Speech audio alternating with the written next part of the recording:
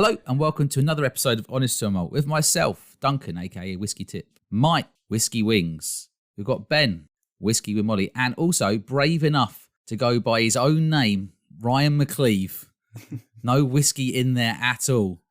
And they're both two members of the Hallion Battalion. Welcome, guys. Evening, gents. Good to see you. Evening, boys. See you again. Third time on, Ben. I know, what a glutton for punishment, eh? Yeah. No. Leader on the leaderboard, you're out ahead of everyone else. You were hoping I didn't come out of that hospital, weren't you? He messages me every day. He went, is he gone yet? They pulled the plug. Is he still nil by mouth? Yeah. I don't care if, look, walking's okay, but can he talk? Yeah. He's got a voice box. It's gone a whole different direction for the podcast. One of those ones they used to give to old smokers when they put it against their voice. That's the one. That'd actually be a great guest. Yeah. If anyone's out there. That would be a great guest. Feel free to come on, yeah. Ryan, welcome to the pod. Thanks for coming on. Thank you. Thanks for having me. It's great. Very excited about it. So this Hallion Battalion thing you were telling us about before then, you said it's a group of you predominantly from Northern Ireland and you get together and have a few whiskies. How did the name come about? I don't know if you know the origins, Ben. I don't know the origins, but Hallion may be a word that people are not familiar with. But a Hallion in Northern Ireland is a bit of a, not a light. A light's going too far, but just like There's just a a cheeky lad, a cheeky lad, Jack the lad. bit of an idiot, bit Yeah. of an idiot. And yeah, there was a group of people, and you know, when you form a WhatsApp group, the WhatsApp group needs a name, and Jim, the whiskey novice, just called it the Hallion Battalion. And over the past number of years, I mean, there's a stringent vetting process. You have to go out in the Brecon Beacons for 2 weeks to pass it. They dump you in a field Yeah, with a bottle of whiskey and you have to find your way back home 50 miles or something. exactly. Don't get caught. You have to cut your own peat as well and bring it home and dry it. Make sure you've got that home. Yeah, so it's just a bunch of mates, and originally it was people from Northern Ireland, but we've got a few Americans in there now. Yep. We even let an Englishman in, so you know, No. open Yeah, open I heard, to all. Mike, it's all right. We heard that our invites are in the post. Welsh, mate. Welsh. Get it right. But Jim's kind of got these like badges, like the pale badges, and he gives them out at like whiskey festivals, and they're like the hot pancake of the meet and greet sometimes. So people keep asking. That's where we should go after. Just get the pin badge without the commitment. Be an honorary member, yeah. A whiskey show flasher and just show your little pin badge inside you like Mac. We'll just make our own ones, like secondary market Hallion Battalion badges. That, you know, but people won't know if it's the real thing or not. And then you'll turn up at a whiskey show one time and there'll be like loads of people wearing them. And you'll be like, who made those? Are we famous? That was us. We made them. Yeah, we were charging £10 a year membership. Yeah, we'll change one letter for copyright. So, Mike, what's the name of the episode today? We're on episode 63 now. We are. We're episode 63, and the episode is called It's a Fugazi. That's a Fugazi. How do you know it's a Fugazi? Which I don't know what that means, but hey. It's Italian, Ben, isn't it, for fake? Yeah, it's from a famous scene in the Johnny Depp movie, Donnie Brasco. Don't forget Al Pacino. Oh yeah, but it's Johnny Depp that says it, really. So yeah. You know, it's the two of them in a film. It's very good. It's a Fugazi. I've got some extra homework to watch that film then, have I? Well, kind of. I mean, it is kind of a classic gangster film, isn't it, really? It's very a good. bit different to most gangster films, yeah. I'd watch it. Yeah. And it's a true story, which makes it even better. Yeah. Johnny Depp's a great character actor. We're spiraling here into sort of Johnny Depp loving. So he likes a whiskey. He likes a mega pint. A mega pint. A mega pint of whiskey, yeah. Right, so we'll start with you then, Ryan, as an honorary first-timer guest on the pod. What's been in your glass and what's been up your arse this week? So in my glass, I have poured some Dingle single malt. I've got the batch number 5 here, which is the marriage of bourbon, Pedro Jimenez, and Madeira casks. So Nice. really enjoying that. I haven't had Dingle in a long time, and yeah, so enjoyable. Really yeasty, bright, doughy. It's like the closest thing to Scotland in Ireland, really. Yeah. It's delicious malt. So really enjoying that. We did try, they have been in blind drams a few times though. I've tried 2, I think, blind. I scored one of, I think maybe 2s out of 5. Okay. But I agree with it. It does taste between Scotland and Ireland. You know, batch 5, is that the port one, batch 5? The batch 6 is the port Ooh, one. Yeah. The port one was exceptional. Really, really good. So yeah, enjoying that. I'm really annoyed I don't have any of the core range kind of basic single malt. It's, you know, they've really blended them all together really well. So You've got to stop bigging up Graham. I'm going to have to cut this off at this point. He's gone now. He's Isn't he? gone. Yeah, now, but at the time, what you're talking about would be Graham's work, wouldn't it? Or is it not? It would be. Yeah. Yeah, just in case he listens to this, I don't think he does, but if he does, yeah. It's too late now. Yeah. It's probably one of the only rules we have is don't big up Graham Cool on the pod. That's it. That's pretty much it. Sorry, Graham. It was in the handbook we sent you out before you came on Wednesday. Yeah. You still disobeyed the rules, Ryan. Unbelievable. Sorry. What's been up your ass this week then? The weather. Jesus Christ. I know you guys on the British Isles maybe got some good sunshine over the weekend there. It was quite hot.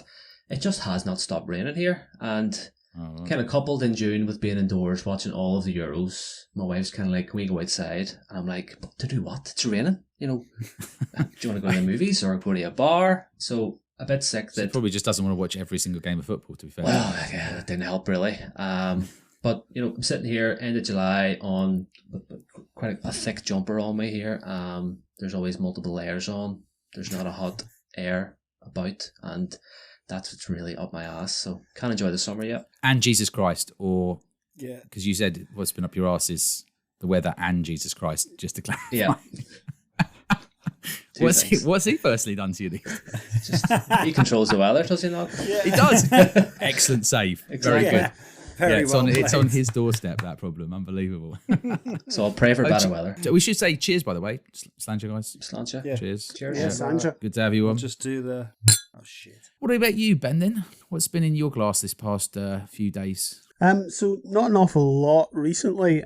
However, I was lucky enough to be at the Open at Royal Troon on Saturday, and the official whiskey of the Open is a friend of the show, Michel Henry, and his Loch Lomond posse. Yeah, Michelle. Oui. So I went and saw Michael, and Michael very generously gave me a dram each of the two. I think one's called the Open Course Collection Royal Troon, which is a Manzanilla 24-year-old, which was beautiful. And then I hope you were sitting down when you had a sip of that. 24-year-olds. Oh, no, that was just a warm-up. Because then he produced the 29-year-old Sauternes. Finished in Sauternes, 29-year-old. And because it's the Royal Troon was 152nd Open, it was £1,520 a bottle. So he poured me that. It was also delicious. Very. Was it worth the tropical. money? They're not cheap, are they? I don't have that money to spend on a bottle of whiskey anyway. You so, fucking sellout.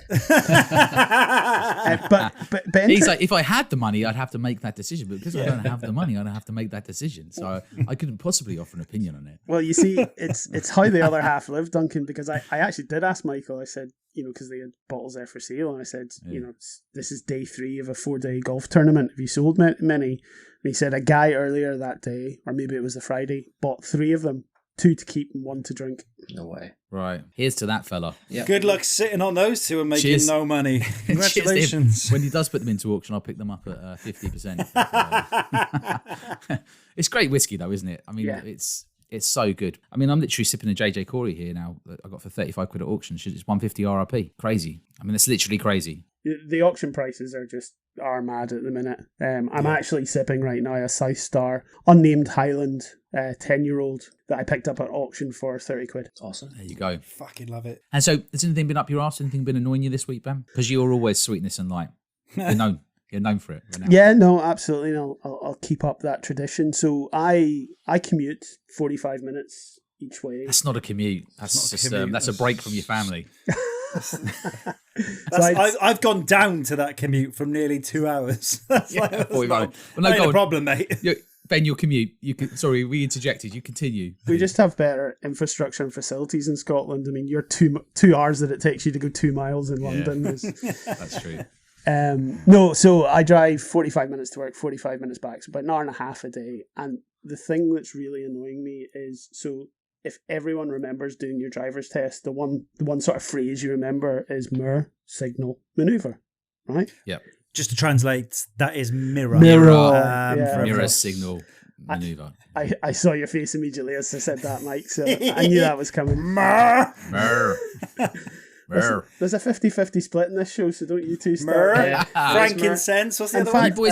You boys can do a takeover for a whole month. I guarantee in a month you'll say, "Don't make us do another edit of a podcast. We can't be bothered. In fact, it's torture." The Irish now outnumber you on this podcast because we've got 2 Irish, 1 Welsh, and 1 English. So The Celts are winning. That's all I'm saying. oh, you're joining us, are you, mate? Oh yeah. There was 2 years in Guantanamo Bay where instead of making them listen to the Spice Girls, they just made them edit podcasts. It broke them. To this day, people still say it's the worst thing they've ever experienced. Yeah. So go on, your commute. So my commute, and what I've noticed more and more is people don't look in the mirrors. They signal, and then I'm in the outside lane, and I'd be like, "Oh, he signaled, so he's coming out." So I slow down, but he's not coming out. He just hasn't checked yet, and it drives me absolutely insane that people don't look before they put. It is really, and you can see them.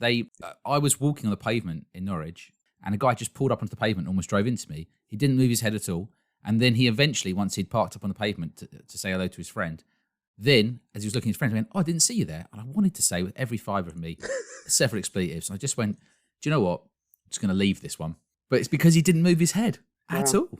Like, how is it so difficult to turn your head? I have to say, Duncan, I would be worried if people were mounting the pavement to run into. Yeah, there's a bit more too. It wasn't fast. He was going slowly. I could see it happening. You know, I was like, he's going to drive up the pavement. Is that all that's been annoying you this week? Just driving? Yeah, that'll do. That'll do for me. It has proper annoyed me though. I can see it on your face. What about you, Mike? What's been in your glass and what's been up your ass? What's been in my glass and what is in my glass is another auction bottling, and it is a 70s bottle of J&B blended. Ooh. It was a 1 litre export. I think it was Italian from what the research I've done, but it's sort of somewhat fallen off the sticker, but I have checked, it ain't fake.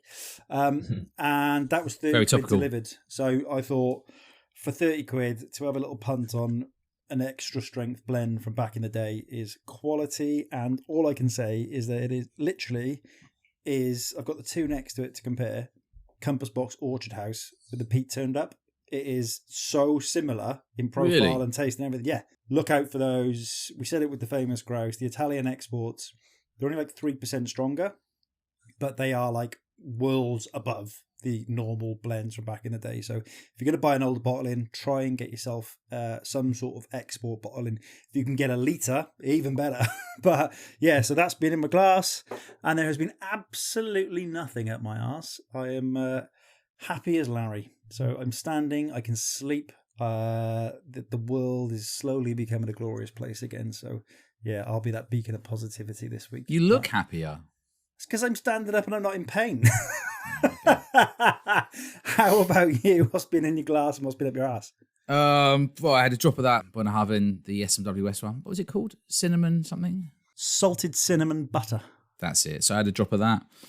I've probably been dining out on Loch Lomond 12 in Schmurin the last few days, and Loch Lomond 12, one at a family house and one here, because it's the summer and they're just really fruity, aren't they? I think you just can't go wrong. Do what you want with it. I finished off that bottle of Silky you left around my father-in-law's place. You finished that. I only had the last wee pour. He drank the rest of it. Yeah, of course he did. He motors through them. He has a large dram every day. Good. I thought it's pretty good. Like 46%. It's not. I mean, it's not. It's got a slight sort of burn to it, but that was one of their original peaty bottlings as well. One of the boys back home invested in the company, and they sent him, or he said, "I know this person. Can you send them a bottle?" They did. Yeah. So they sent me 2 out, and yeah. So it was some sort of like decent sort of sought after bottle, and we just smashed it with a cup of tea during the day. I didn't like it straight off the bat opening. Not a nice whiskey, but with time it got way better. I feel like it wasn't totally together, but drinkable. Kind of roughly about what it said on the bottle. Yeah. I opened MGP SMWS called Coconuts, which is exceptional. And we had Ali on the pod last week, Ali Steele. We didn't make enough about the fact he's named after like a superhero. Yeah, Blue Ali on the pod. Yeah. So we had Ali on the pod, and Mike gave him recommendations to buy Eagle Rare 10, which he's bought already. And I took him around a couple of drams, and he tried one that day. And I just want to give a shout out. Whenever you give a dram swap to somebody and you drink it straight away, you're making that person so happy. Yeah. If you've had it within a couple of days of receiving it, that's all you want to hear. Obviously, drink responsibly. We got a message off him going, "This is incredible. where did you get this from? I'm just like, you've drunk it. I was just like, you've drunk it already, you legend. That's what I'm after. Just to point out, we have got a few samples of people which we haven't got to because we have roughly about 4 million samples. I'm talking about normal to get people, Mike. through. I'm talking about normal people, not... Because when I give samples to people locally, like friends and stuff, sometimes they drink them straight away and sometimes they just sit around. Yeah. Like, I was over a family member's yesterday and he was like, do you want this bottle back? And I was like, God, how long ago did I give you that? And he goes, I drank it yesterday. I'm like, I gave it to you like 18 months ago. Yeah, I'd have been fuming. Exactly, I was fuming. So that's been up my ass. And then I'm now on the auction thing. I'm drinking a JJ Corey, £35. It is their summer edition 2019 or something, 138 bottles. This is bottle number 77. Picked up for the extortionate price of £35 from auction plus fees. Beautiful. It is 20% malt whiskey bonded in 2002, and there's a cask number. 30% malt whiskey bonded in 2002, and there's another cask number. 30% malt whiskey bonded in 2006. A few moments later. And 20% grain. So it's somewhere between sort of 17, 18 years old and about 9. But most of it is sort of older whiskey. It's really good. Nice. Great price. Yeah, it was a good price. Just shows you auction is the place to be picking up bottles at the moment. There's no question. Don't be silly. Definitely. But yeah. Did you see that Milroy sale that everyone's getting tucked into? Like, the sales aren't as good as auction. Depends on the bottle. Some auction bottles are still going for more. You've got to weigh in your fees, haven't you? And you've got to weigh in what you pay for postage. Unless you've got an inside person picking it up for you. But there's increasingly just continuous deals. Like the Milroy sale rolled for like 2 weeks, varying between 10 and 25% off. There's no dram busters. Plus 10% off for first-time people ordering. So potentially 35% off. Milroy's of Soho, yeah. Yes. Yeah, so their postage fee to Northern Ireland is 50 quid. So, killer. You can post it to me and I'll just hold on to it for you. I think Ben might have something for me from, not Milroy's, maybe somewhere else, but yeah. Thompson Brothers Circumstance. That's it. Oh, nice. Yeah, okay, nice. Yeah, I actually have a bottle arriving tomorrow. It's probably, well, maybe it's not worth talking about because there might be none of it left by the time this pod comes out. But there's a relatively that feels like it's a fucking dig. Fuck you, man. That's like a dig, man. Well, no, it's maybe a dig for the listeners, but I'm on the website now and there's 2 bottles of it left. And after I tell you what it is, I think you may go and buy it. Woodrow's of Edinburgh, independent bottler, been doing some amazing stuff recently. And an Aberdeen whiskey shop, they have released a Loch Lomond Inch Fad, 5 years old. And it has been aged for 5 years in American and European oak Oloroso and PX blood tubs. Ooh, it's blood tubs. 58.2% ABV. The colour of that thing, wow. Yeah, Ryan's checking it out. All right, Ryan. It's 65 pounds. Stop dribbling. Stop dribbling, eh? Yeah. It's arriving tomorrow, but as soon as I read that, I was like, yeah, I'm buying that. That looks, and the tasting notes sound amazing as well. What are the tasting notes for you? You've got them written So down. the nose is bonfire smoke, leather, white wine vinegar with a dark fruit sweetness of plums and cherries.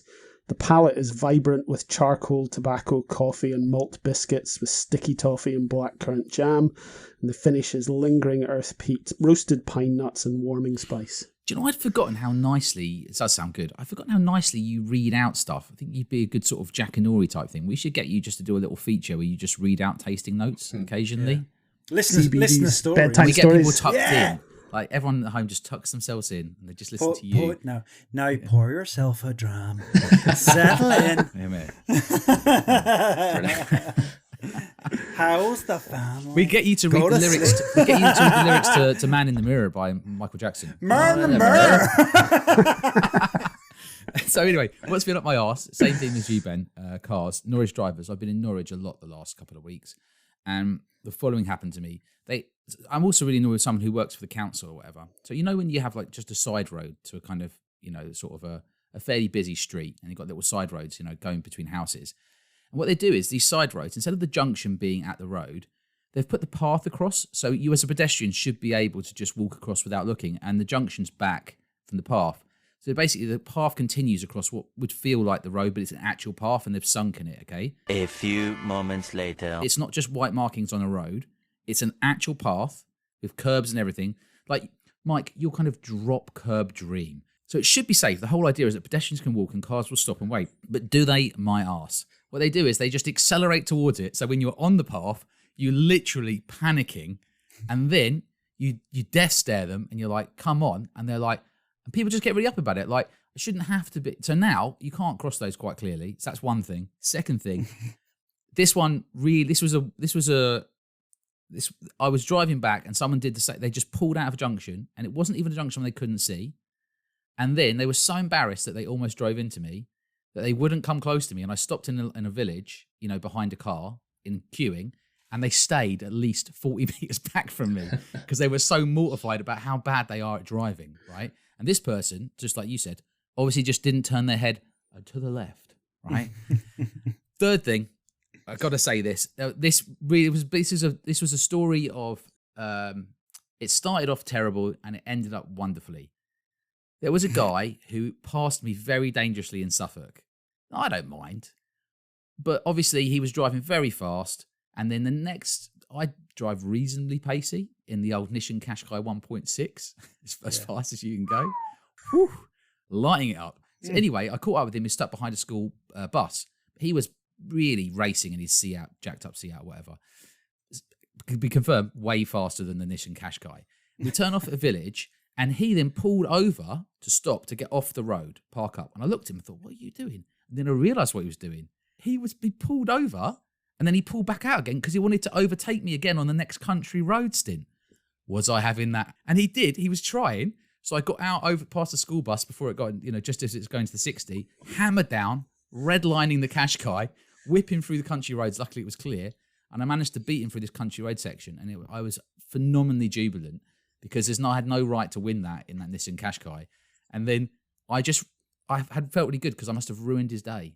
I could just see him turn off because his journey was taking him a different direction after that. Yeah. I feel like there's something you're doing you're unaware of. Antagonising, yeah. Isn't there? There's something. Yeah. He was just racing, but I've had a really bad week with cars, just like Ben. Positive thing, you remember I had that, not Ebola, what's the other thing? E. coli? Not Ebola. E. coli. Had E. coli. I got it. And I think, short story, basically, the next day I put an order into Zoom Ocado, ordered some stuff to be delivered, had to make it 20 quid. Lucasade, Coca-Cola. I got loads of Lucasade, loads of Coca-Cola, and I chucked some Snickers in. Turns out I got automatically entered into competition. I got a call this week, or last week, saying, you've won. I thought I was being frauded. It was actually Snickers / Mars. We won a Snickers hamper. Love it. And I never even entered the competition. There was only 2 of them in the UK. And so, this hamper full of Snickers bars and other Snickers goodies turned up. So there is some positivity in the world. Yeah, if someone gets out at Christmas time, then they'll know it was just regifted then. Yeah, we've already, right, the damage to that Snickers hamper. Okay. My wife, Maria, is a massive Snickers fan. We've already completely rinsed. Really? 5. Yeah, absolutely. Beautiful. Have you ever tried those Snickers? They've got peanut butter in them. It's they're like mini Snickers with a layer of peanut butter inside it. Oh, wow. There's Snickers, I never even knew there's Snickers Creamies. Ooh. There's Snickers Triple Treats with fruit and nut, and then your classic Snickers bar. I didn't even realise this range. To fucking put this out? No, Are you sure this genuinely a Snickers fan. That's all I'm saying. And so to win something you actually like without even entering it, come on, that's good, right? Yeah. I just can't wait until the next pod comes out when you have your guest on as Alan Partridge talking about the pedestrianisation of Norwich City Centre. Steve Coogan's welcome. But he has to be Alan Partridge. 100%, yeah. Brilliant. The letter from Steve Coogan saying, lads, I'd love to come on your pod, saying, only if you're Alan Partridge. Come on, did he?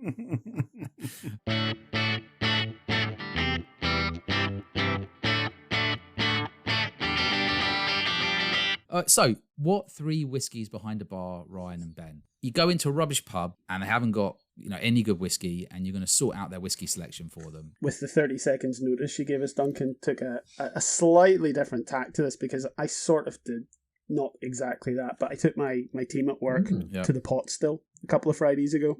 Now, obviously, there's no shortage of whiskey behind the bar in the Pot Still in Glasgow, but what I needed to do was blank all of that out because these were guys that had never had whiskey but didn't know anything about whiskey, so we kind of went on a little 3-dram whiskey journey through it. So the 3 drams that I selected for them, to give them as wide a breadth of a whiskey experience whilst being able to not talk like a geek over it, but explain the differences between different casks and different regions, different ABVs. We went for an Arran 10. Perfect to start. Yeah. Nice bourbon cask, introduction. This is what whiskey is bourbon Great in the hot cask weather whiskey as well, to be fair. Yeah, absolutely. And then we went for Glenallachie 10 to get a bit of sherry nice. sweetness.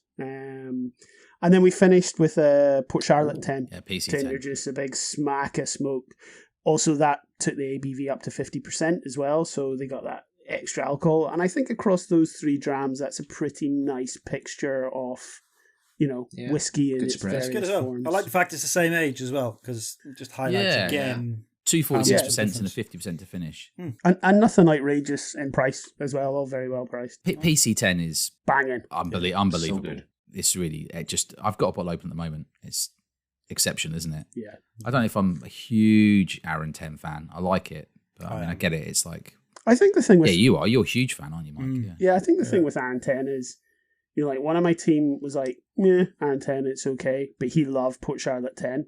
But that then his take on whiskey is he wants something that when you sniff it, you go, oh, wow, whoa. He doesn't want the buttery Punch in the vanilla. Like, he just wants the bang smoke peat. Yeah. He needs the peat in there, right? Yeah, exactly. But Bring out the Aaron peat. 10 for what it is lovely. Cool. Yeah. So just like a little pop thing here. Like, is everybody an Aaron 10 fan? What about you, Ryan? I prefer the Glencairn 10, but I like the Aaron 10.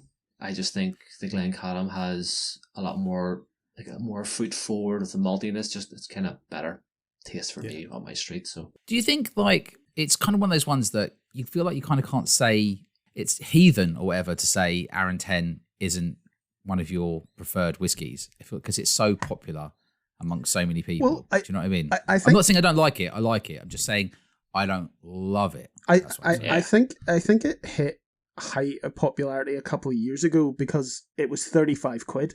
And that was another big plus for it. It sneaked up now. It's for sort of 43, 44 now. But you can get it. You can get it in £35. It was reduced to £35 recently on a couple of websites. You can still pick it up. But I mean, its RRP was 35. You get it everywhere for £35. Yeah, so it would have been less than that on deal. Then that's what you're saying. So I think that was a big part of its popularity, which is this is a lovely whiskey, and hey, it's only £35. Yeah, that's fair enough. Yeah. So you go Aaron 10, Glenallachie 10. Yep.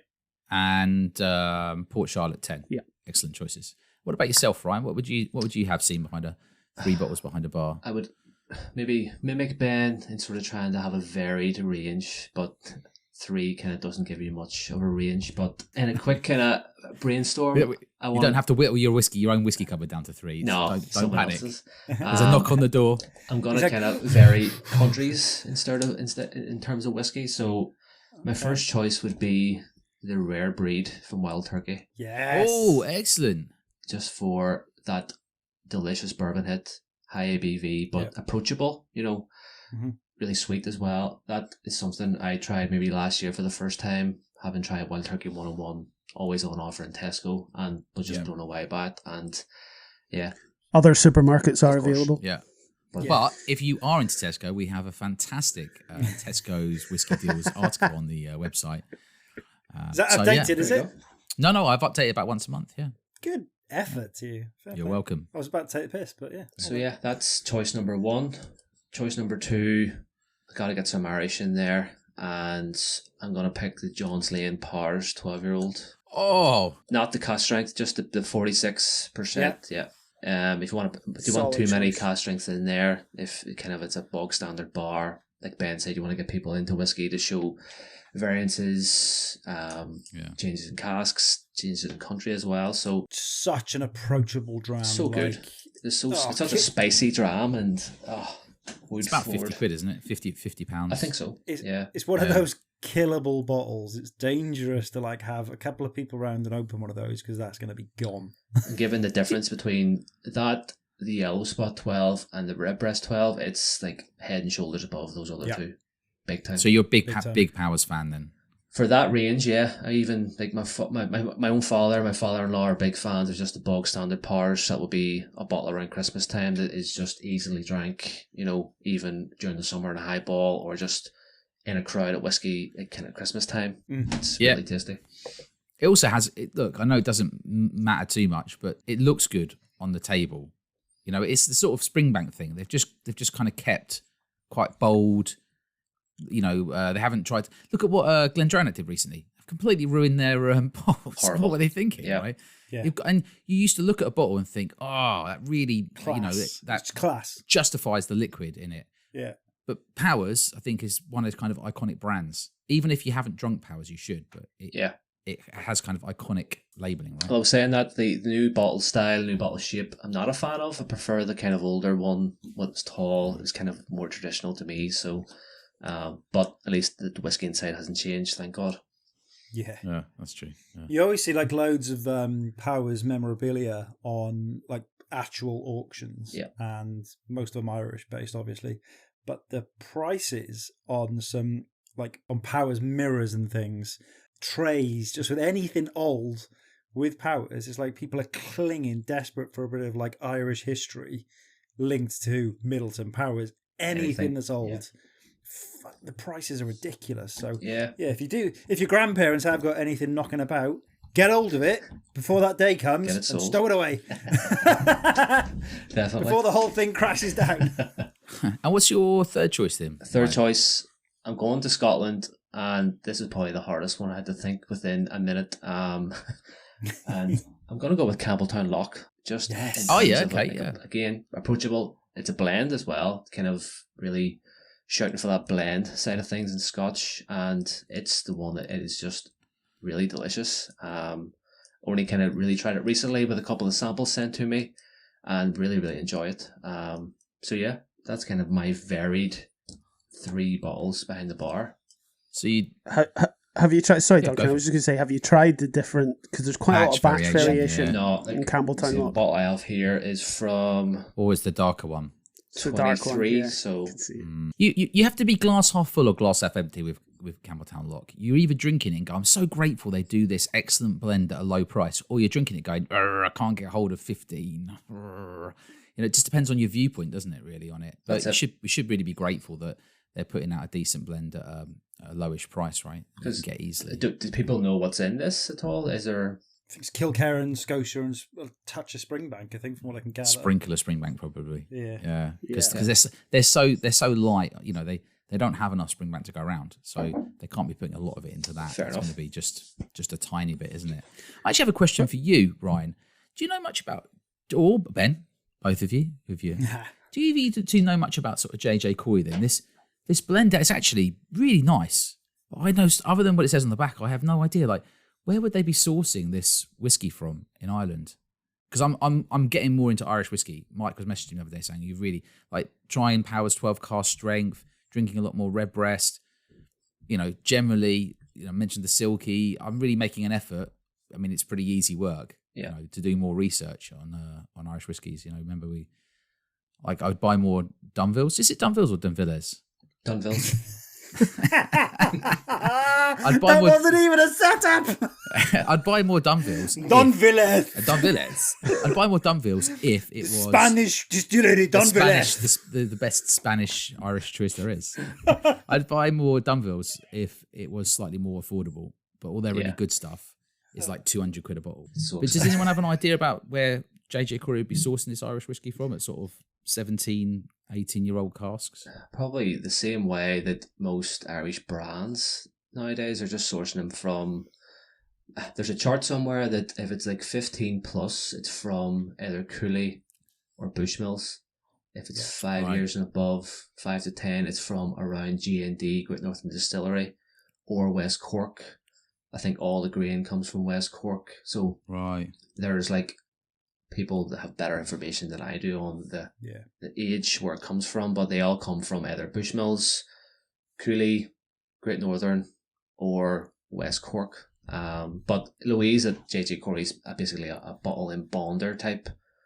Wouldn't say independent bottler. That's her kind of style and her stance with Irish whiskey to kind of bond and blend these whiskies together. And the thing she's doing is great, but like tastes all lovely. Irish whiskey is very expensive though. But I think JJ Corey are not hiding what they are, as you say. They keep whiskey in bonds and that's what they do. But I get really worked up at the Irish whiskey industry at the minute in terms of you've got a distillery that's 5 years old releasing 15-year-old whiskey, and they're not even claiming it to be sourced or anything. I mean, it obviously is sourced, but there is very little transparency in what Irish distilleries are releasing, especially the newer Irish distilleries. And Teeling were really guilty of that at first. I think they've become a bit more honest about it now. Massive. After a bit of kickback, probably. But yeah, I remember going to Teeling, they're like, did the tour, and it's like, so how long have you been running? They're like, oh, like 4 years, whatever. And it's like, yeah, try our 20. I'm like, well, it's not your fucking 20, is it? But they would argue that it is so, because it was their dad's distillery and they bought it, and where's the line? Yeah, exactly. But Yeah. like, So is that definitely one of his, or have you got it from elsewhere? If I go around someone's house and steal their whiskey, I mean, is it theirs or is it mine? I mean, Yeah.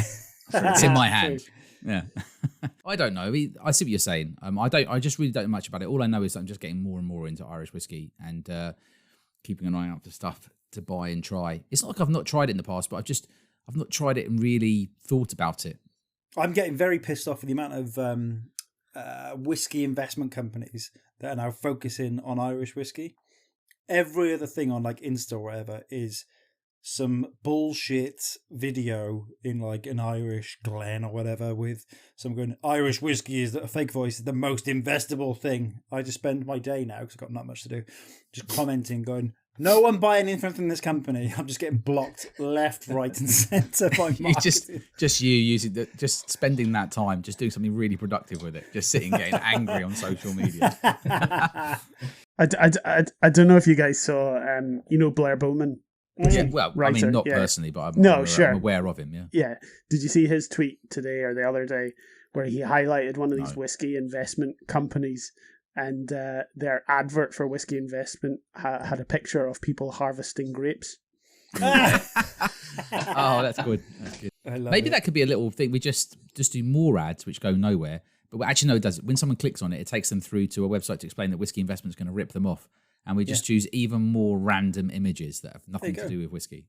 Put a story on the Honest to Malt website, and then we'll start advertising whiskey investment and go, what are you doing? Stop wasting your money. Yeah. Idiots. People call it. Well, I mean, there is some legitimate ways of doing it, but obviously it's very risky for a lot of people, isn't it? There's like legitimate companies that can help, but if you're seeing the advert on Instagram as your first point of contact, a no. Yeah. I can't remember if I said this on the pod before or not, but I met a guy recently at in my sort of day job, a networking event in the evening, and it turns out he's kind of into whiskey, but not in a big way. But he just happened to have bought a cask of Ardnamurchan, and he's gonna when he gets to 10 years old, he's gonna bottle it up for his birthday. And he was going, I've no idea how I'm gonna give everyone a bottle that comes to my birthday. So obviously he's fairly well off, so credit to him. Very generous. If I can we have an invite? Yeah, I know. And he said we have to check how much it costs in petrol to get there first before to decide if it's worth it or not. But anyway, 10-year-old whiskey is gonna when he bottles it, so he hasn't done it yet. And he was like, I don't know what I'm gonna do. I'm gonna have like 200-ish bottles. He's like, I can't. There's probably going to be 50 people coming. I'm gonna have 150 left. I was like, but even that, Duncan is slightly naive in it as well. I went to the launch of an unnamed, I'll keep it unnamed, Scottish distillery where people, founder members had bought a cask, and it was at SMWS in Edinburgh. And it was bizarre being in the room because I was listening. So basically they buy a cask. As part of that, they get to go to the distillery every year, sit down with the master blender or master distiller, taste it, get advice on it. And people in the room were talking to each other, were saying, I'm going to keep mine till it's 12 years old because 12-year-old whiskey is like the whiskey I really like. And I was like, see if the master blender tells you to bottle it when it's 6 years old. Bottle it. Don't wait until it's you can't really say I'm going to keep my cask until it's this, age, because things change in the cask, and just take the expert's advice and bottle it when they tell you. Yeah. But people don't. People want the expert to give them some advice so they can ignore it and do whatever they feel like. Well, that's the way of the world, isn't it? This is the way of the world, right? Sadly. Unless the expert suddenly goes, I think you should bottle it right now, and then we'll buy 3/4 of it off you, so you don't have to worry about selling all those or passing them. That would be a fantastic win for a lot of people. I say that right now. So I've poured an Ardnamurchan AD 0316 casks 367 and 369. Adventures exclusive 55%. Thank you very much to Jason, Defender and Drams, for sending this one. I'm working my way through the whiskies that you sent me, and it's in a tumbler. What a great guy he is, by the way, Duncan. Yes. Yeah, he is. He's a top guy. Yeah. Great guy. He's a top guy. Also, I kind of like the pressure because he'll send me a whiskey, and I'll be like, "Oh, I've really got to reciprocate," and then I'll open a bottle that I wasn't going to open. So just that little bit of pressure, and but when you're like, well, when will I open that one? And I'm like, I've got to open it now. because Jason sent me whatever. So now I've got to send him something back. And that Glenn Tucker's again, all over again, mate. Tucker's, the Nevis. I opened a 96 Nevis 25-year-old because like a sherry refill one. Beautiful. You had a bit of that, didn't you, Mike? Yeah. But that's all because Jason sent me a whiskey and I was like, I've got to send him something decent back. So You're a good friend. Well, no, it's Jason. It's like Ben said. Jason is just such a nice guy, right? You know.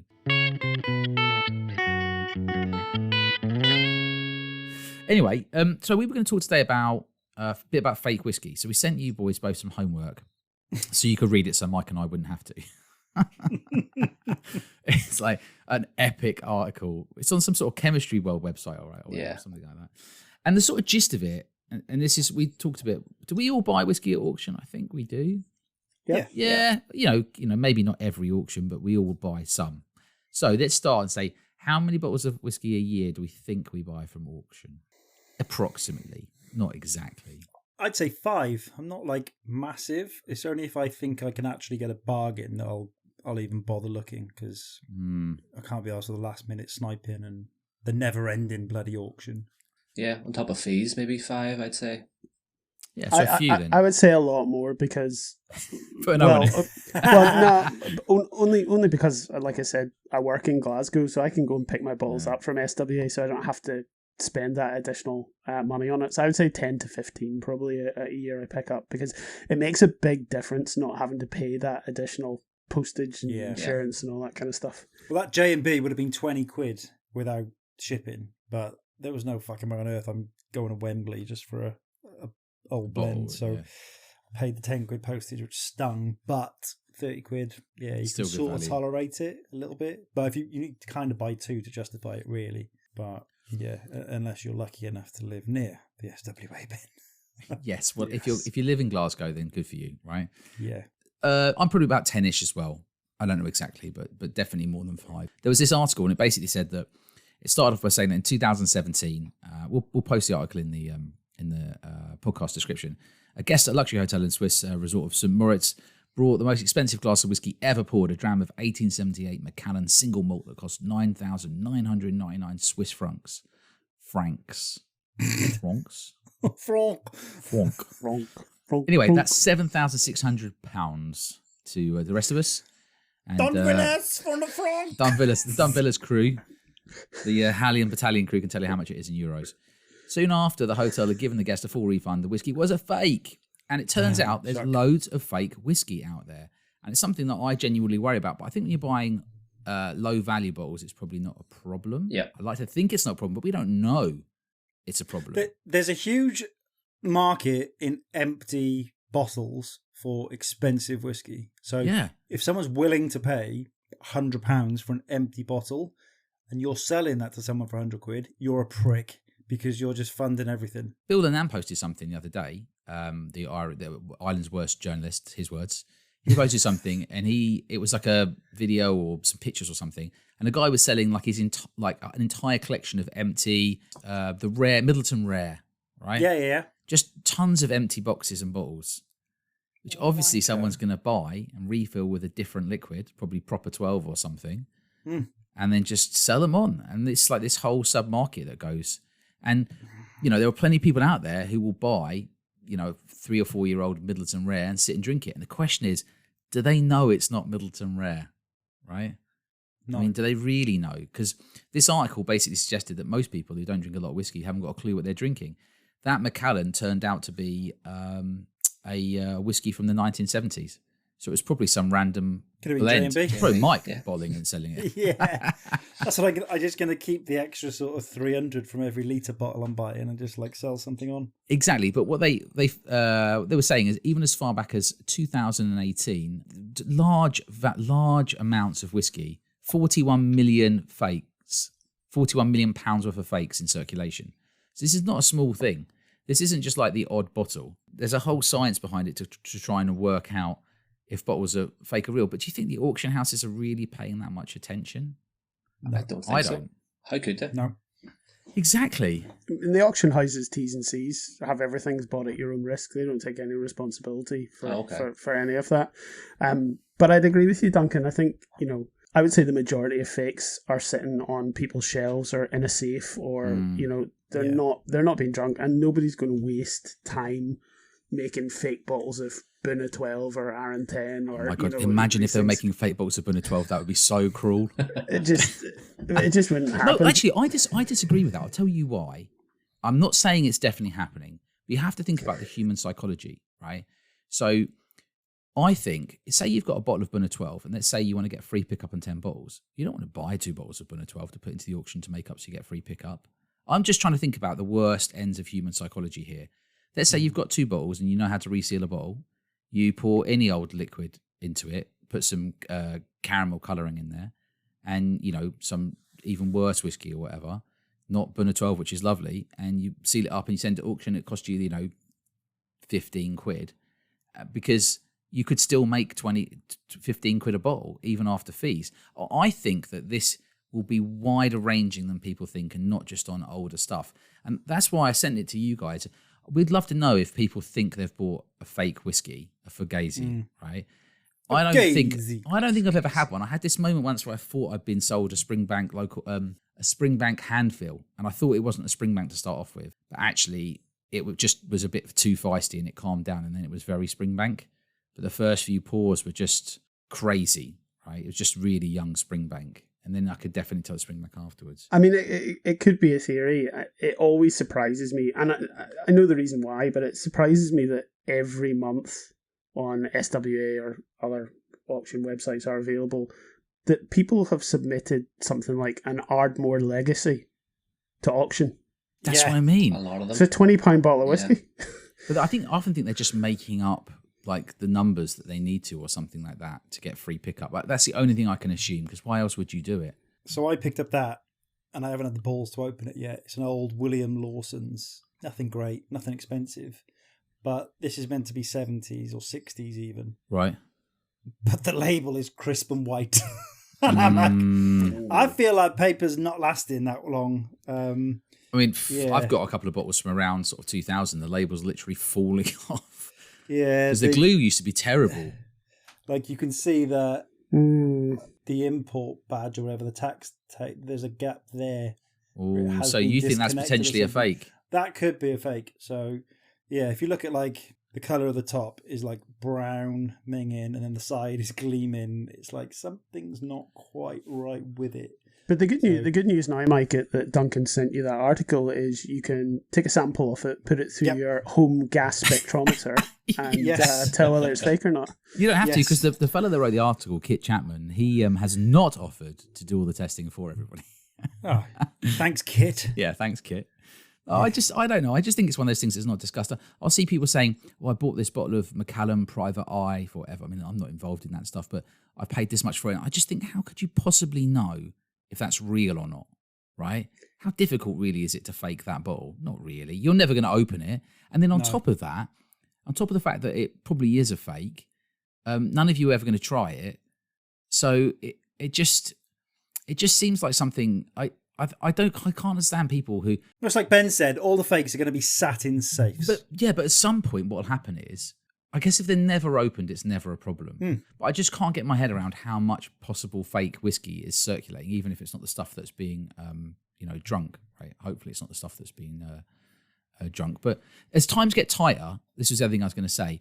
It's amazing the lengths people will go to make a buck, right, or to make £1 or €1. And I just have this kind of like horrible feeling that some people might be happy to just make, 15 quid a bottle on 20 bottles a month, right? Yeah. And not care that someone's getting fake whiskey. And that's why we're asking people, if you think you've been sold fake whiskey by an auction, not that it's the auctioneer's fault, we're not saying that. But if you think it's happening, then let us know, because I don't think I've ever had a fake bottle. They must be doing like cursory checks for clear and obvious signs. It's supposed to shake it, and if it's cast strength, it should bubble up. But you could easily just put some meth with a bit of whiskey as a caramel colouring in a bottle. Yeah. You'll get a lovely pearl necklace on the top. It's going to look like a beauty.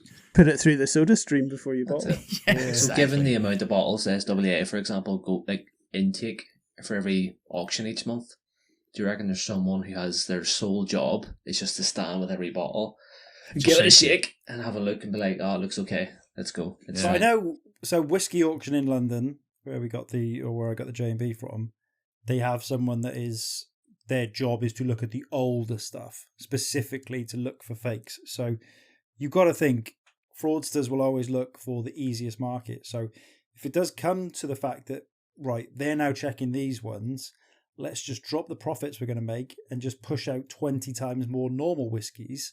And no one's looking. This isn't a new thing. Like that article from Kit Chapman says, in Italy, there was a problem with a different spirit, not whiskey, to be clear. And it was so serious that they had a special police department on it with 25 police people just working on, well, hey, the mafia. Mike, they were still having 2-hour lunches, just to be fair, right? So, yeah, I just think it's that.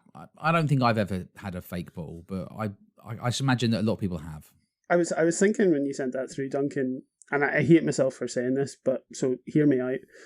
What is the way to protect from that, right? And we've seen in the last couple of years, certain brands going down silly marketing routes, right? And calling their whiskey silly things and blah, blah, blah. And one of the things we've seen from a couple of brands has been linking it to the blockchain. Yes.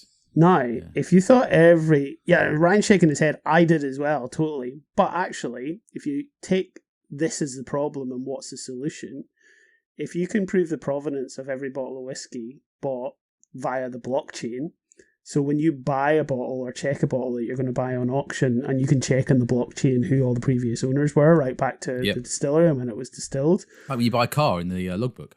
Yeah, exactly. So, I appreciate that there's a lot of bottles of whiskey in the world and that might not be logistically possible, but something like, again, Ardnamurchan do with their QR codes and things like that, if there's some kind of provenance on there that can maybe actually help root out fakes. Oh, can you imagine the blind panic though if they tried to, and then all of a sudden the legitimate bottles that you've bought, I've got a 1972 Capadonic, 39-year-old that I bought from G&M, right, directly from them, but so I could probably prove I could go and find some paperwork or something. But if I thought that, say I lost the paperwork and all of a sudden I was in a position where that legitimate bottle of whiskey was being called into question, But here's the other devil's and it's just advocate. In the whiskey fridge, keeping Michelle Henry angry. But that sort of is my next point, which is the devil's advocate approach to it, which is if you've spent, not you, but if someone has spent 20 grand on a bottle of whiskey and they don't intend to drink it sitting on the shelf, other than the fact they've been scammed if it's a fake, and being scammed is never a nice experience, does it detract from their enjoyment of having that bottle sat on their shelf, not knowing that it's a fake because it's not opened? Probably. Cat. Yeah, and actually, it'd be fun to go around some really rich people's houses, like extortion, really, really significantly rich people, and just go, you sure that isn't a fake? Fake. You sure? I'll take him off you though. Fugazi.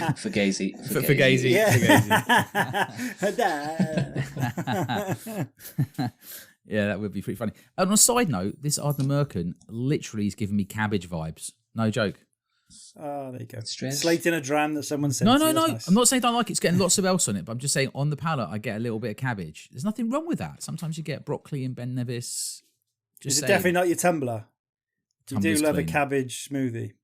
Was it in a plastic bottle, Duncan? Yes, it was in a plastic bottle, dear. Ben. But it's peated, so it's a little bit of peat in there, so it's not going to get ruined. Yeah.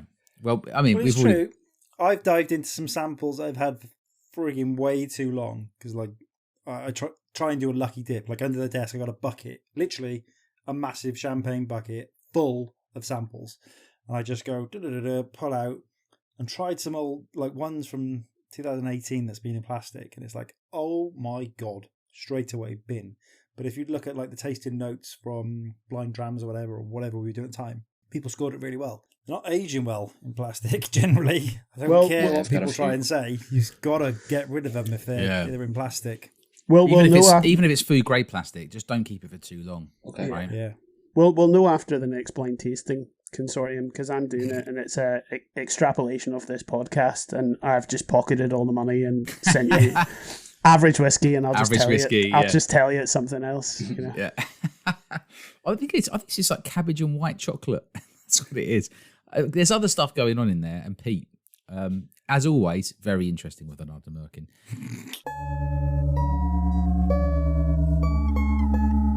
So, we like to ask guests a slightly challenging question. We don't ask everybody, but we'd like to know from you guys. If you could change one thing about the world of whiskey, what would you change? And Ben, I don't think we've ever asked you this to you before. I'm trying to look who's the most prepped. Ryan looks a bit lost. Did not expect Let's go that. Ryan first, because he's under pressure. I mean, the scary thing is we do both look lost, but both of us were definitely more prepped for this pod than the two of you. Yeah, we did our 100%. homework. Yeah. I would change, just off the top of my head, the nonsense and bullshit around it. Yeah, you hate all the people describing how it looks in the glass. That really winds you up, doesn't it? Well, it's because they say the same thing every time. I know, Swirls and sticks to the side of the glass. Good legs, But- oily. This is going to high ABV. Yes, a 40% blend. Oh, fuck. But no, I Found mean more like, don't get me wrong, I love a wee beastie, I love an Ard Big 10, I love a Corey Vrecken, that core range stuff, but see all the nonsense they're coming out with, like, you know, we did this by mistake and we buried this cask and, you know, shut up, just make whiskey and put They it in buried a bottle and cask. sell it. They buried a cask in a peat bog and all sorts That's of... cool, Ben. How much was Yeah. that? Is that cheap at auction? No. It probably is, yeah. Ardbeg's been really cheap at auction, if that's what you're talking about. You're talking about Ardbeg or something else? Yeah, Ard Big. Yeah. But I mean, they're just one-off, you know, people that are just putting nonsense marketing. Did they not call around that? it. If they didn't call that Buried Alive, that's a real miss. You know? Oh, great name. Did they call it Buried Alive? Don't think so. Ardbeg, Mike and I are available for consultancy marketing jobs in your team. Buried Alive. I bet you they pay a fortune for their consultancy marketing as well. And we're available for a fortune. So you change the nonsense. What other examples of nonsense can you think of? Because you're good for this stuff. You love having a bit of a rant. Just set me up there, Just get Duncan. it. Thank Just you. get it off your chest, Ben. Just get it off my chest. Just put it on record. You go in the other way, I think, you know, and it's getting a lot better now, but is transparency. So the other side of nonsense is transparency, right? So, you know, just put on the bottle what it is. Is it chill filtered or not? Just tell us.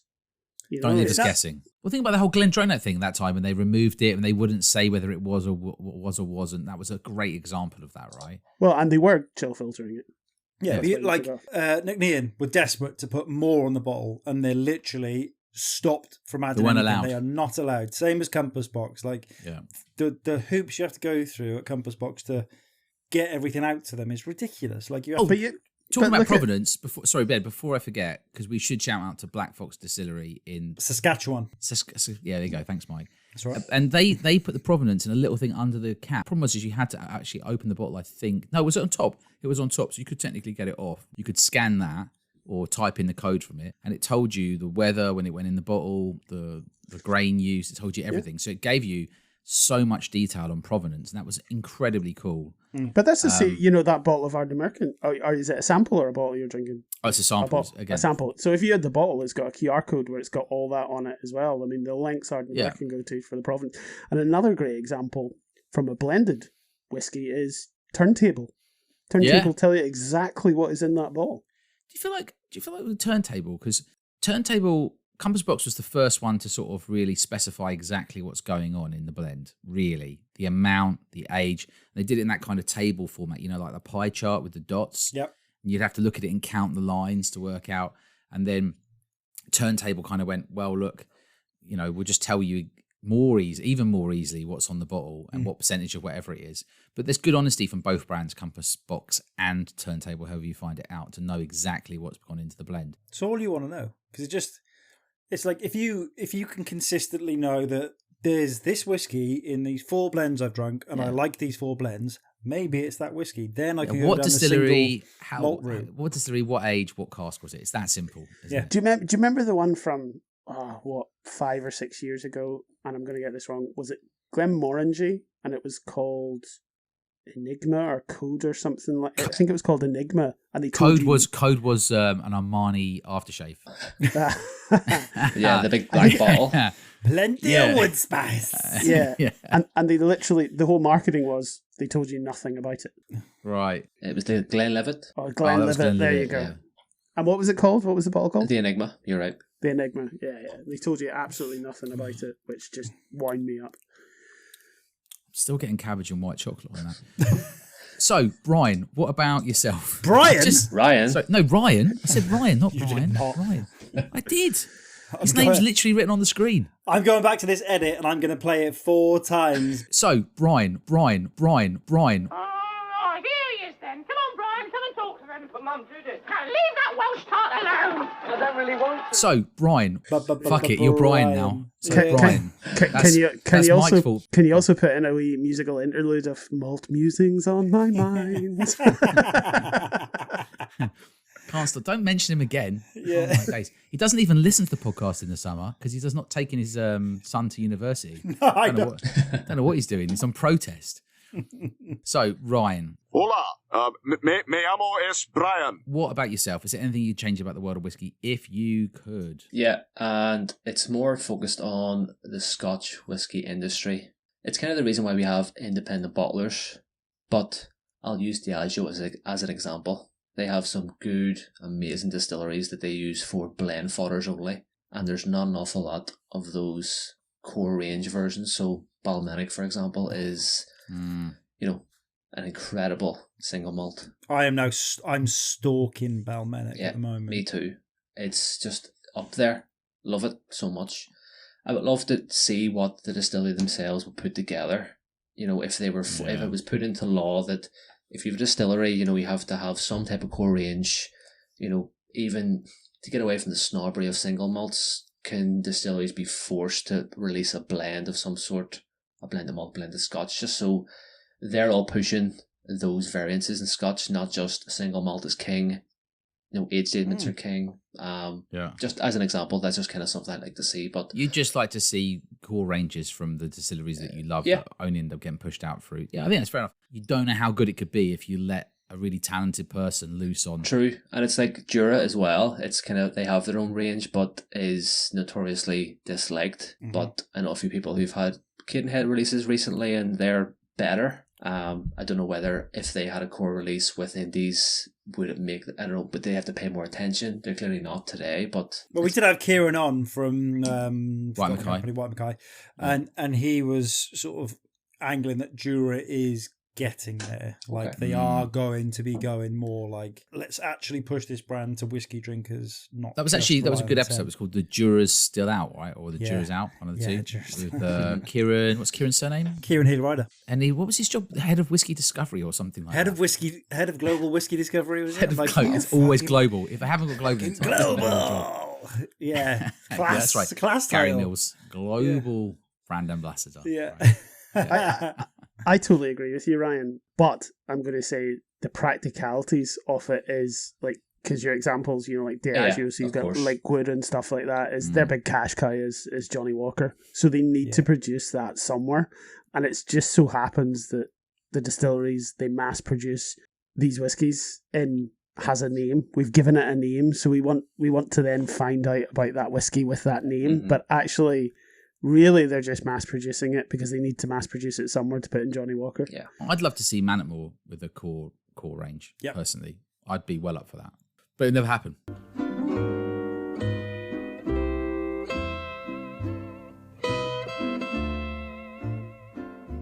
Ryan McCleave. Hello. The McCleave. Yeah. Would you like to do Pudding Island Drams with 3 people to rip you apart at every stage of it? Yes, please. Bring it on. Yes, please. So, Mike, over to you to explain Pudding Island Drams to the listeners who are tuning in for the first time, i.e. the Ryan McCleave fans. You are spending 30 days alone on an island of your choosing. It could be tropical. It's more likely tropical based on what you said earlier because you need some sunshine in your life. You have the option of taking one whiskey with you. You have one dessert that you can choose to eat the entire time you're there. You can listen to one album only, no playlists, no compilations. They have been banned. No random country music that isn't traditional. Not country. It has to be country trad. And you can choose who's picking you up and how you're getting home. So where would you like to begin? Okay. I'm not going tropical, given my comments earlier about the rain. However... the place I had in mind does get warm in the summer. It's kind of based on a holiday my wife and I had years ago in Austria within the Alps in the summertime, and I would love to go to the little tiny island on Lake Bled in Slovenia. Right. So I don't know if anyone's kind of aware of this or knows about it, but within Lake Blade there's this tiny island. I think there's maybe an abandoned church or a house or two on there, but if that was abandoned for my pleasure for 30 days, I would love to go there kind of in the middle of the summer with scenic lakeside views around me, maybe a mountainside in the distance. That's kind of the dream island destination for me, I think. You and Annabelle Thomas would be very happy because you've both said the exact same island pretty much. Oh, Probably really? based on the same thing. Yeah. Yeah, she said with like a lake in the middle, like you get this sort of fjords, but like, kind of. Definitely, I will go there. So you're on your mountainous island. What's next? What you can tell us? I think I've packed the pudding is the easiest as well. Well, so is the album, but I'll go with the dessert first. It's all easy. It doesn't mean anything to you, but Ryan. I'll build up the music part. It was easier than others have made it to be. My pudding of choice would be apple crumble and custard. Oh, Michelle Henry. You kiss up to Michael. Unbelievable. No, it is. Is his mum making it for you? Is it your mum's one? No, it's my wife's. Oh. No, 100%. That's almost as bad That as is, getting picked Ryan, up that by is your wife. lovely. That's absolutely lovely. Thank So you. what's so special about this apple crumble? It's just made with love. I'm only joking. I don't know. It's kind of just Extra crumbly. so crumbly. There's loads of oats in there. The kind of the apple chunks are big and they're kind of I don't know. It is just a lovely crumble. You can't fault it. People can be tight with the crumble sometimes. That I can say for sure. You don't want to be tight with the crumble on top. You got to go in. There's on a heavy definitely crumble. about the 40 to 60 ratio. 40 crumble, 60% apple in there, stewed, sugared. Yeah, Cream, ice cream, custard. What are we talking? Any additions? Or custard on top. Yeah.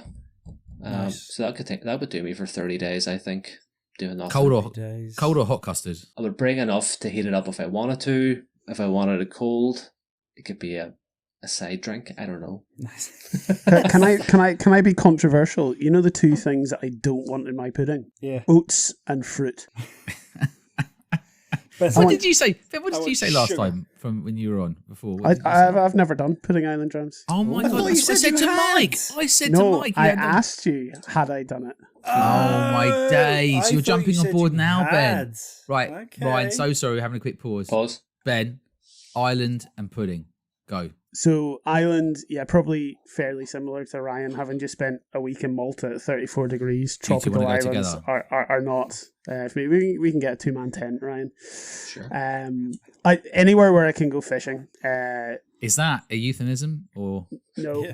actual Literally fishing. Actual fishing. Literally fishing. You're not allowed to eat it though, because you can only eat dessert. So it's Yeah. just to kill animals, is what you're saying. You're not allowed. There's no fish. We've Catch- taken catch them all and away. re- It's catch like and- it's like catch that and sort of Jim release, Carrey Mike. movie. We've taken all the fish away. And away. and I'm surprised that, I know that it doesn't stack up with the rest, but I'm surprised nobody's actually said their island was Isla. Yeah. It's easy.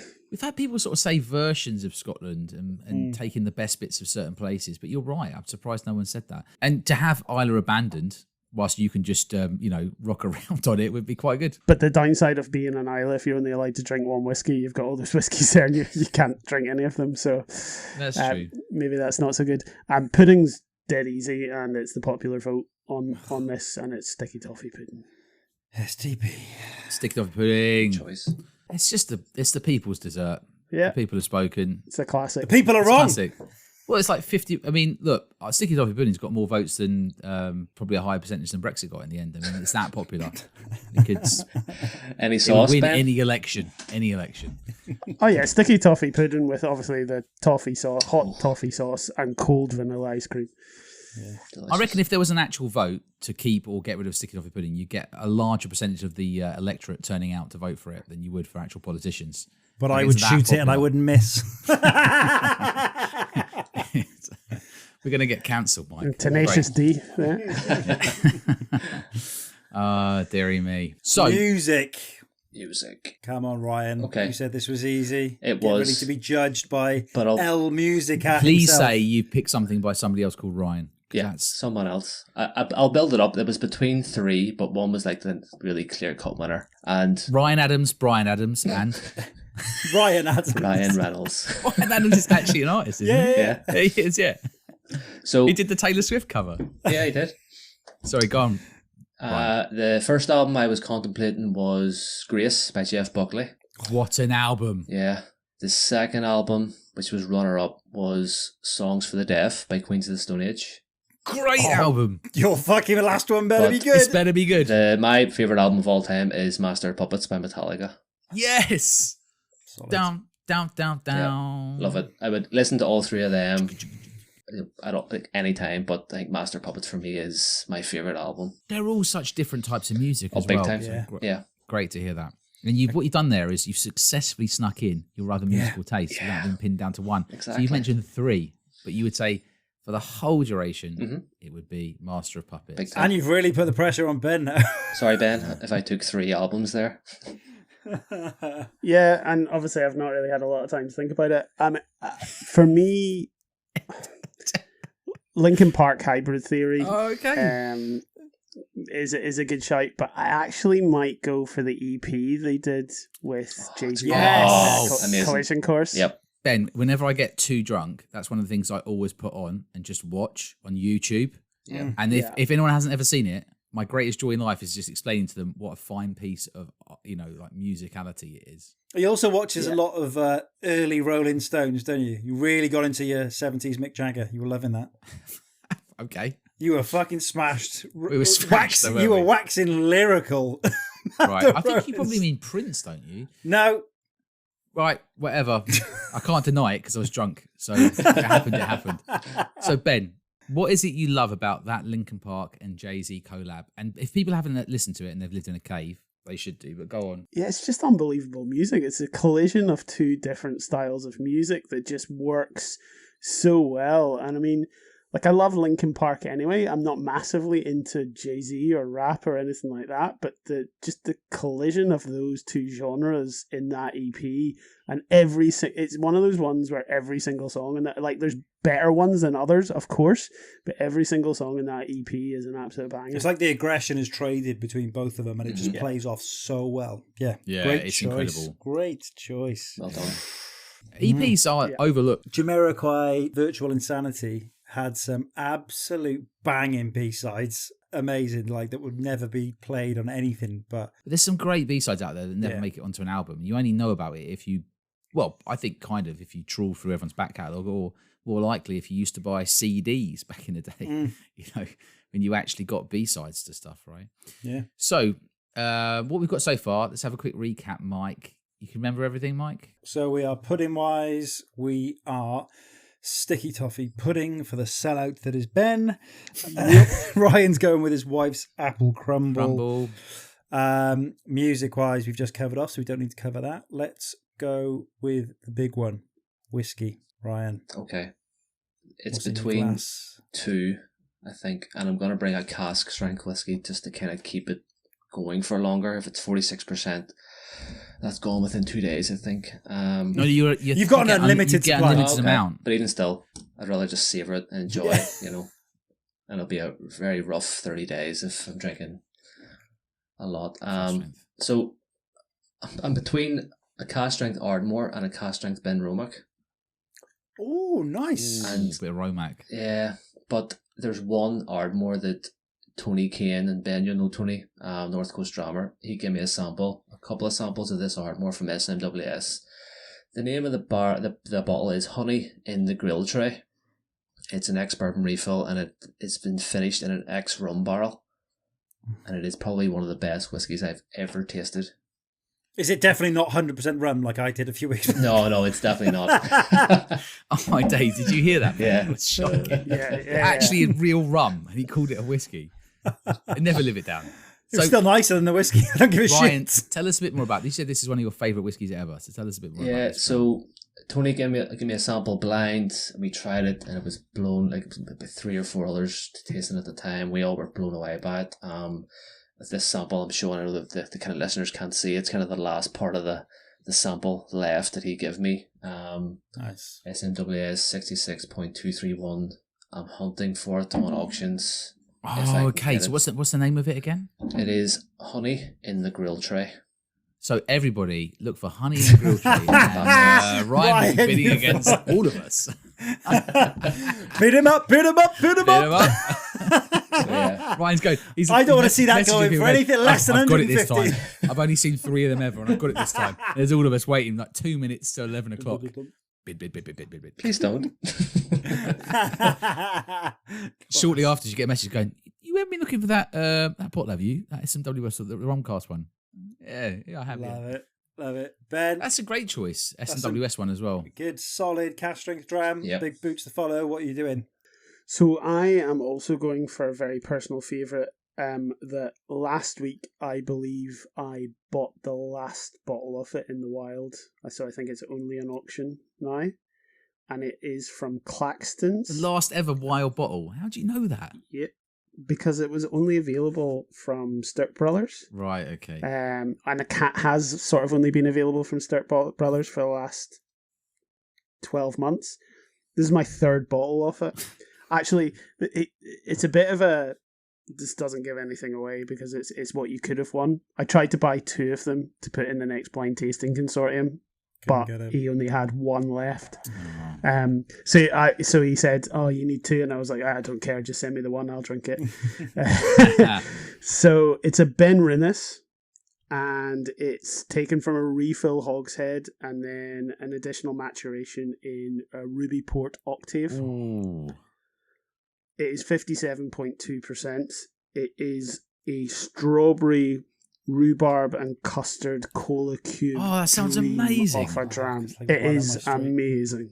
It is absolutely amazing. It's my 3rd bottle of it. And yeah, it's fantastic. Just back to the cause. Just quickly back to the car stories. What I treat myself to this week to alleviate the pain of all the driving I've been doing in the second half of the week. You know, like I went to a petrol station, filled up, and I bought a tin of rhubarb and custard boiled sweets. Holy moly, that would change your journey. This whiskey, though, tastes of them, but it's really thick and chewy and jammy. Yeah. Like, with that flavour, it's beautiful. And it's not ridiculous for... It was a single cask. ET $4.99. But Ben, just to ask, how did it look in the glass? It's very dark, Duncan. Did you shake? You'd love Did it like bubble up when you shook it? Did it? What was it? How sticky was it around the rim? How's the Sticky legs? around the rim. Yeah. That's a very personal question. So you bought this last bottle of the Sturck Brothers Claxton's. I mean, I'm very happily be proven wrong in that. If somebody can find another stash of it on another website, You'll buy another bottle. please do let me know. Yeah. Yeah, 100%. It's really good. All right, fabulous. And actually, I just opened the Sturck Brothers website for you, particularly Duncan. The last line of the descriptor is brackets, and yes, that really is the colour. No filter, filtering, or colouring. Love it. Sometimes dark whiskies really come through. They don't always, but sometimes they really come through for you. You know? it's a great You two whiskey. are going to have an amazing 30 days. That's all I'm going to say. Plan on it. Very nice 30 days. Yeah, but- really nice whiskey choices there, particularly. I think Yeah. lots of thoughts gone into that, which shines through because you're obviously both massive whiskey fans. So Lots of thought. You give me 30 seconds, Dunk. Hey, you come Hold up out with of the it. bag, yeah. all right, it's a test. What do you want? That's good. So, yes, as I said, great selection. However, that is going to make the journey home quite arduous. So, how are you going to make that trip back better? Who is picking you up? And how are you getting home, Ryan? Do you know the plane that Indiana Jones uses to kind of escape? It's kind of the water planes. Yeah. I'm imagining that arriving on the lake to pick me up. And not that I can fly or my wife can fly, but she's going to be the pilot. The only reason I say that is because she'll be like, shall we stay another week? Oh, okay. Oh, okay. Yeah, a bit of Like romance. I'll be like, fuck yeah, let's go. I'll book it off work. So Hell yeah. Yeah. That is the only time that's ever been acceptable. Well done. Give more time Have off. you been? The And to be stay. fair, those planes you're talking about where they land on water, they're really loud. I mean, so loud. Okay. You know, so make sure you pack some ear defenders. Okay. Because you're not flying at a short distance. No. Presumably you're flying it quite far. Definitely not. This safety notice was presented by Yeah. Duncan. Very loud. Whenever I'm flying one of those water planes, I always make sure, when I'm piloting a water plane, I always make sure that there is adequate ear protection for the passengers. Just saying. Ben, come on. Well, I'm going to have to say my wife because Ryan's backed me into a corner. No, you don't. No, don't No, say it. Don't be weak. Don't Come on. say it. I don't know. I'll come back to that. But I'm definitely. I think the only wrong answer here is Ryan's wife. Everything else is acceptable. That was the only wrong answer. Everything else is totally What is fine. your method of transport taking you away from your island? Oh well, that for me that's really easy. I get picked up by a Harrier jump jet. Yes. Ah, old school. I think we had that before, did we? Did someone say that? I'm Don't sure think Stuart anyone Dick said said Harrier. that. Really? No, because like in the scene from what's Oh, that no, movie? he did. He did. True Lies. True True Lies. Lies. And it took us like longer last time to remember the name of the movie, Yeah. where it comes down and he's like unsteady about it and he's trying to fly. Yeah, Harrier jump jet would be badass. Has anyone ever even seen a Harrier jump jet? Yeah, I've seen them. Take off though, not still. Yeah, it's so a long time ago. I used to considering what I do for a job now. You'll find this funny. So I actually did electrical and electronic engineering at uni, and I used to work for the MOD. So I've actually not flown in a Harrier jump jet, but I've flown in a Tornado GR2. Oh, nice. Oh, wow. Back seat, which was Backseat. a horrible experience. Horrible. Tell you. Yeah. Backseat. So yeah, but a Harrier jump jet coming down on the beach, vertical takeoff and landing. Yeah, that would just be pretty cool. So you have Pretty you have officially been someone's wingman. Exactly. Yeah, and just because Ryan's painted me into a corner with this whole apple crumble wife nonsense, He's just going to listen to the pod, I'm that's gonna why. I'm gonna say, because I've very gratefully just been drinking that Claxon Ben Rennis for 30 days, I need a change. So piloting my Harrier jump jet will be Michel Henry. Yes! With a whole load of lock Brilliant. Bucket loads of in the 29-year-old jump jet. Raymond. Yeah. Yeah. Don't drink and fly. He's got it in one. He's got it in one of Messages those wine boxes where you could just turn the thing and it just Yeah, comes straight out of the exactly, yeah. wine box. Yeah. But it's a modified Harrier jump jet where, like, you know, it's like business class in the back seat. You know, you got somebody serving you all the class Emirates malts. Harrier jump jet. Yeah. Exactly. Yeah, other luxury airlines are available. It's class. Very good selections all round, gents. Yeah. I got to say that is pretty good. And you're on the way to Dubai on the way back just to pick up some duty-free cigars, right? Yeah. Yeah. 100%. Right, well, thanks for that. That's very good. Pudding Island Drams completed. You're, Nice. you know, that means if you ever come back on again, we can't do that. So, forces us to think of some new content. Damn it. Stressful. That, I think, is going to wrap things up very nicely. Jens, thank you for your selections. Thanks for taking part this evening. And thank you for coming on. It has actually been really good. It's going to be a nice, easy edit because that was a smooth, flowing conversation through whiskey. So thanks for coming on. If people want to find you, Ryan, how can they get hold of you on social media? You can find me on at Cleavers88. I don't know why I put on another accent when you said Yeah, Liam I don't Neeson. know.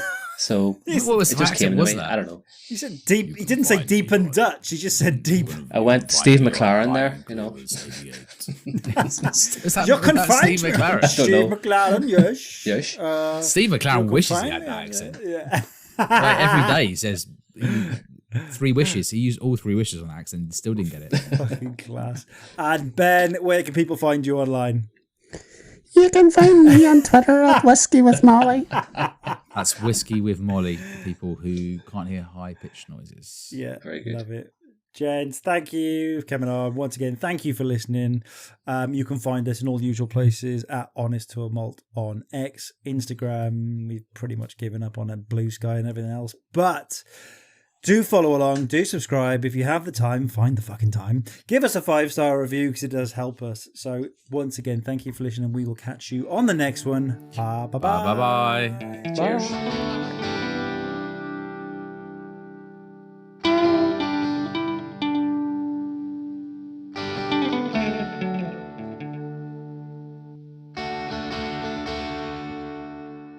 Driving in my cash car. Whoa, it's a proper dad's car. Whoa, then this tosser in a CI. Oh no, overtaking me. Oh no, 2 minutes later he pulls in.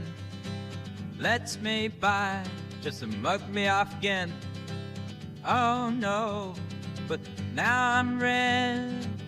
Lying in the cash car to hold him back. Oh, yeah. And it could take me. It could take me. No, no, no, no. It could taking me. And it couldn't take me. It couldn't take Me nice boy racer must have been a Fugazi.